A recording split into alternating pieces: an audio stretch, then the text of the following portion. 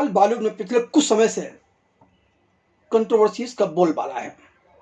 फिल्में box office पर चल नहीं रही हैं और लोग अपनी अपनी गलतियां ढूंढने की बजाय एक दूसरे पर आरोप प्रत्यारोप मरने पर लगे हुए हैं। कभी कोई कुछ कह रहा है, कभी कुछ कर रहा है। कभी कुछ लोग दूसरों पर दोष मरते समय यह भी भूल जाते हैं कि वह कह क्या रहे हैं।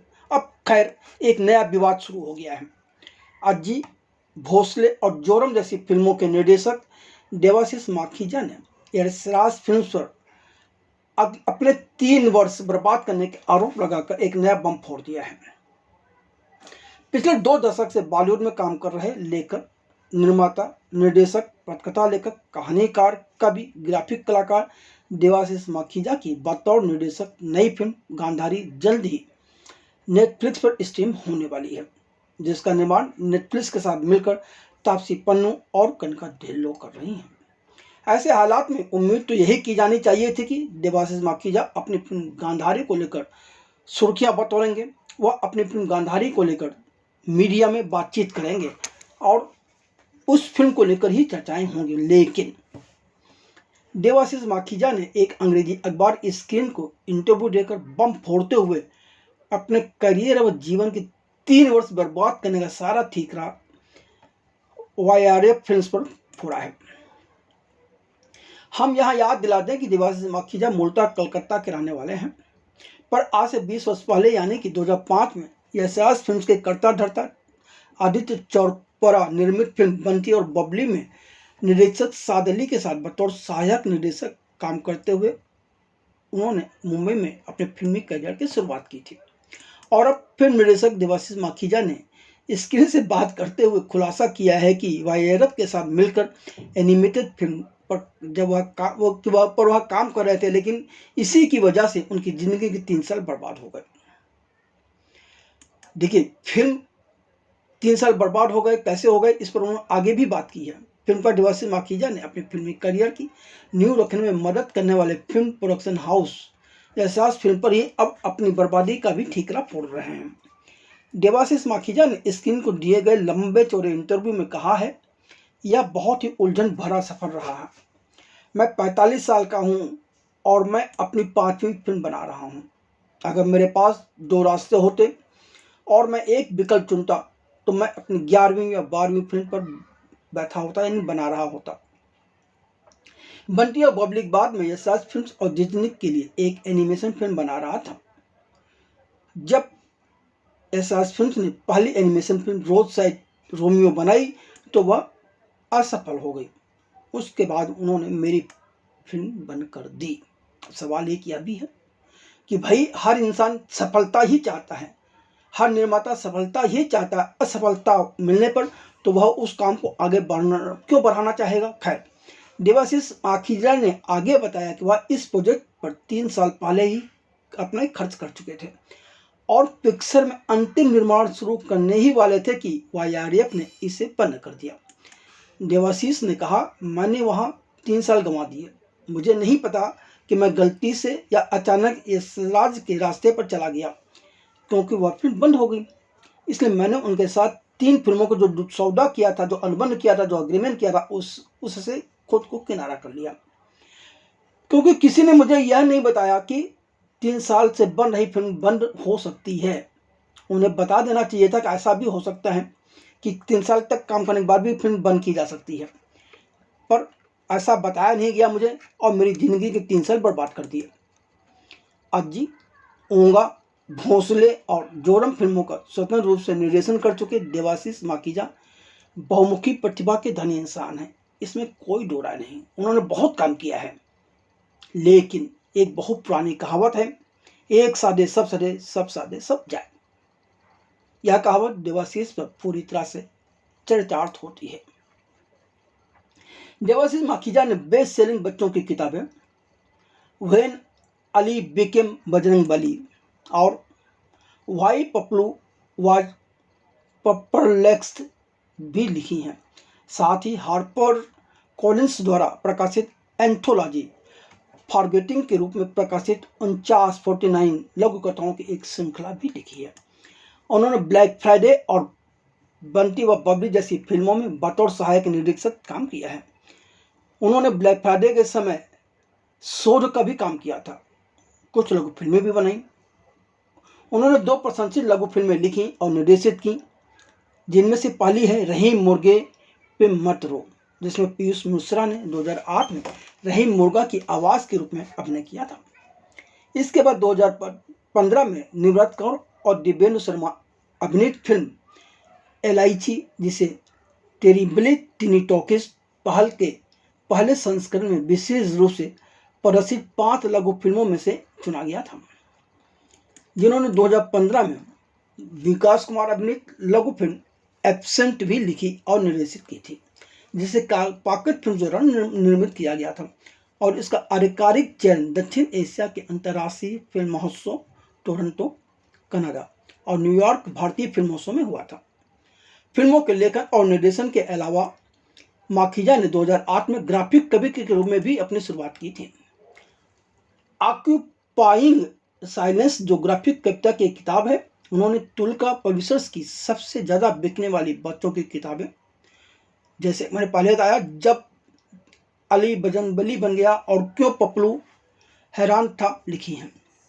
उनके द्वारा लिखी गई एक क्राइम नॉयर कहानी बाय टू को ऑग्निबस मुंबई नायर में दिखाया गया था, जिसे आकाशिक बुक्स ने 2012 में अपने पुरस्कार विजेता अंतर्राष्ट्रीय नॉयर सीरीज के हिस्से के रूप में प्रकाशित किया था।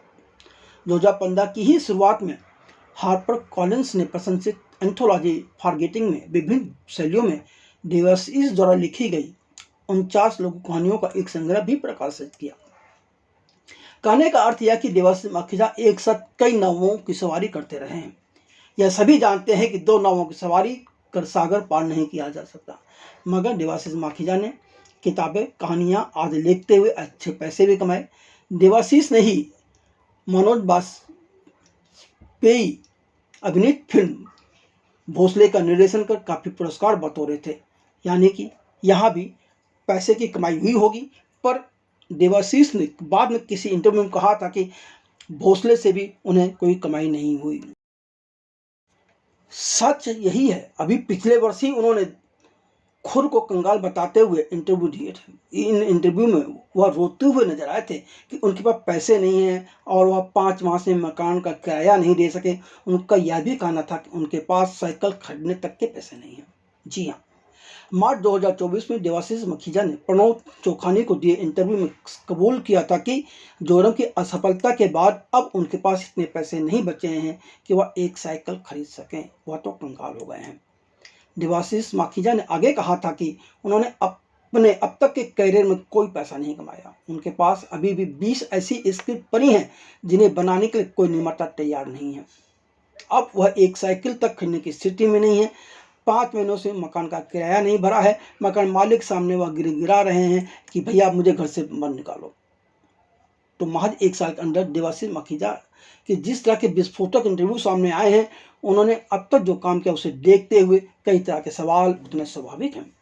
अहम सवाल तो ये है कि पिछले 20 वर्षों से यशराज फिल्म के अलावा अनुराग कश्यप, मनोज बाजपेयी जैसे दिग्गजों के साथ काम कर चुके देवाशीष माखीजा क्या बॉलीवुड की कार्यशैली से परिचित नहीं हो पाए?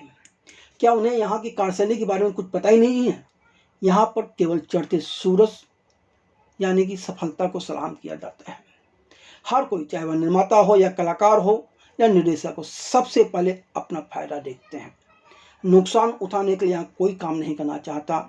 फिर बॉलीवुड में सभी निर्माता या कलाकार उसके साथ ही काम करना चाहते हैं जो कि सफल हो। जो असफल है उससे लोग दूरी बनाना पसंद करते हैं।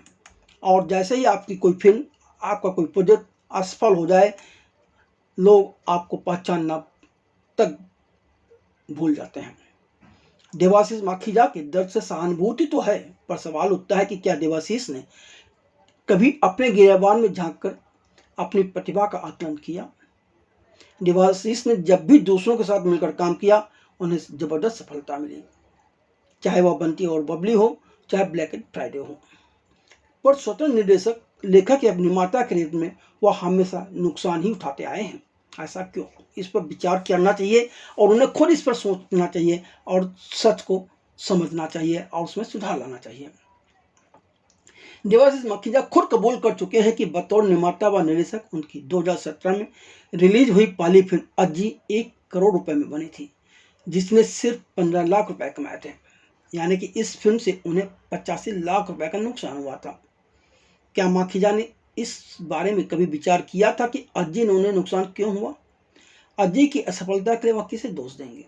इतना ही नहीं, माखीजा ने खुद कबूल किया है कि दिसंबर 2023 में रिलीज हुई फिल्म जोरम को देखने थिएटर्स में नाममात्र के दर्शक पहुंचे थे। सभी जानते हैं कि जोरम में भी मनोज वाजपेयी ने ही अभिनय किया था, जिन्होंने 2018 में रिलीज हुई फिल्म भोसले में अभिनय किया था। भोसले का निर्देशन का माखीजा तो हवा में उड़ रहे थे।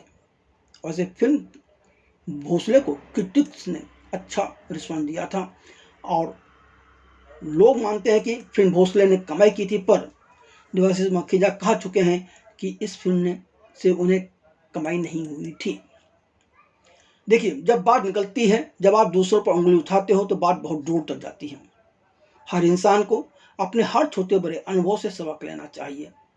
यदि 2018 में रिलीज हुई फिल्म भोसले कमाई नहीं कर पाई थी और देवाशीष माखीजा को अपनी प्रतिभा, अपने काम में कमी नजर नहीं आई थी, तो फिर उन्हें 2023 में जोरम मनोज वाजपेयी के साथ नहीं बनानी चाहिए थी। कम से कम बॉलीवुड का नियम तो यही कहता है। बॉलीवुड में लोग इसी तरह से काम करते हैं। सिनेमा जैसे रचनात्मक क्षेत्र में हर कदम फूंक फूंक कर रखना होता है। सिनेमा एक ऐसा कला का माध्यम है जहां एक फिल्म के निर्माण में करोड़ों रुपए खर्च करने पड़ते हैं। ऐसे में जरूरी हो जाता है कि कला और अर्थ के बीच का सामंजस्य बैठाया जाए। यदि आप इस सामंजस्य को बैठाने की कला में माहिर नहीं है तो कम से कम दूसरों पर दोष मढ़ने के अलावा आपका कोई दूसरा विकल्प भी तो नहीं होता।